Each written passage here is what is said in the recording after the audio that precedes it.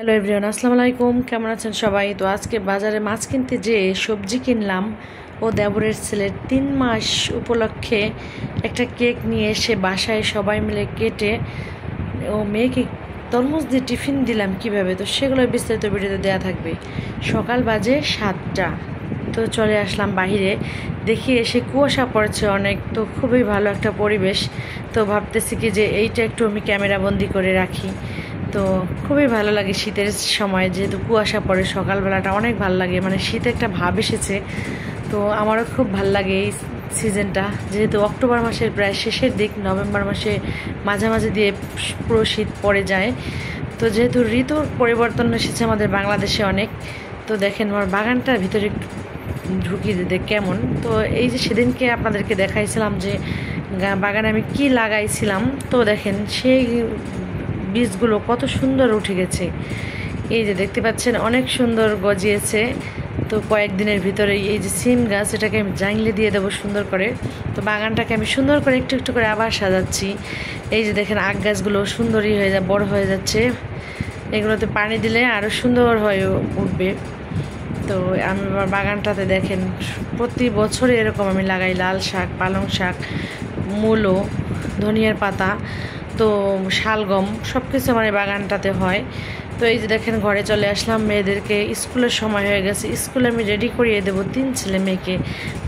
মায়েদের কত দায়িত্ব, তাই না? দেখেন এই যে ছেলে মেয়েদের মানে সকাল থেকে শুরু করে একদম রাতে ঘুমানোর আগ পর্যন্ত সমস্ত দায়িত্ব মায়েদের পালন করতে হয়, যাদের হাজব্যান্ড বিশেষ করে থাকে না কাছে। তো কত কষ্ট করি আমরা ছেলে মেয়েদেরকে নিয়ে, তাই না? মহিলারা দাদা আমরা হাউস ওয়াইফ। তো চলে আসলাম বাজারে, দেখেন এই যে দেশি মুরগি নিতে ও মাছ তরকারি নিব। তো কী কী নেই তো সেগুলো আপনাদের বিস্তারিত দেখাবো, সাথেই থাকবেন, কোথাও কিন্তু যাবেন না। এই যে দেখতে পাচ্ছেন দেশি মুরগি। তো এখান থেকে আমি বেছে বেছে 4টা মুরগি নিয়েছি আমি। আপনার মানে বেশি বড় মুরগি নেব না, যেহেতু বাচ্চারা খাবে, আমি কচি মুরগি নিয়েছি। তো এইখানটাতে চলে আসলাম মাছ বাজারে, মাছ কিনলাম শোল মাছ এবং সবজি কিনলাম কিছু।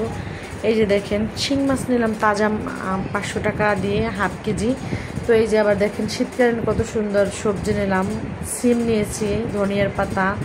এই যে দেখেন বাঁধাকপিও, তো বাঁধাকপি আমি নেইনি, তো আমি একটু ছবি তুললাম, তো সুন্দর লাগতেছে অনেক। এই যে ডিম নিলাম, নিয়ে এসে বাসায় দেখেন এই যে তরমুজ একটা নিয়ে আসছিলাম সাথে করে।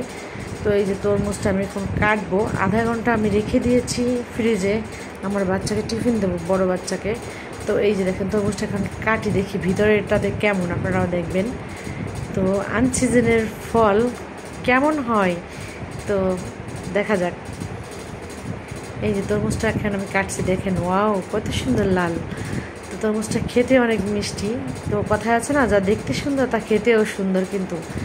তো এই যে তরমুজটা কিন্তু দানা পড়ে গেছে একেবারেই। তো আনসিজনে হলেও কিন্তু এখনের তরমুজ কিন্তু খুবই মিষ্টি, অনেক স্বাদ। মানে দেশি তরমুজের একটা ঘ্রাণই আলাদা। মানে ছোটোবেলার কথা মনে পড়ে গেল সেই তরমুজ খেয়ে। মানে আব্বা এরকম নিয়ে আসতো, বা কোনো নতুন একটা ফল উঠলেই আমার আব্বা সব সময় আমাদের জন্য নিয়ে আসতো। তো সেই কথা মনে পড়ে গেলো। দেখেন এই যে স্লাইস করে কেটে নিয়েছি আমি। এই স্লাইস করা কাটা তরমুজ আমি খোসা ছাড়াবো না, আমার মেয়েকে এভাবে আমি টিফিন বক্সে দিয়ে দেবো, যেহেতু খেতে ওর সুবিধা হবে, ধরে ধরে হাতে মাখবে না এই জন্য। তো চলে আসলাম, দেখেন বাচ্চাকে টিফিন দিয়ে ছোটো 2 বাচ্চাকে নিয়ে আসলাম স্কুল থেকে। দেবরের একটা ছেলে 3 মাস উপলক্ষে দেবরের ছেলের কেক নেব ওই জন্য। তো মোল্লা পেস্ট্রি শপে আমরা চলে আসলাম, দেখেন কয়েকটা কেক সাজানো হয়েছে, তো এইটাই আমাদের পছন্দ হয়েছে। তো এই যে এটা আমরা নিয়ে যাব বাসায়। তো বাসায় চলে আসলাম, নিয়ে এখানে এসে লাউ কাটলাম, রান্না করব দুপুরে।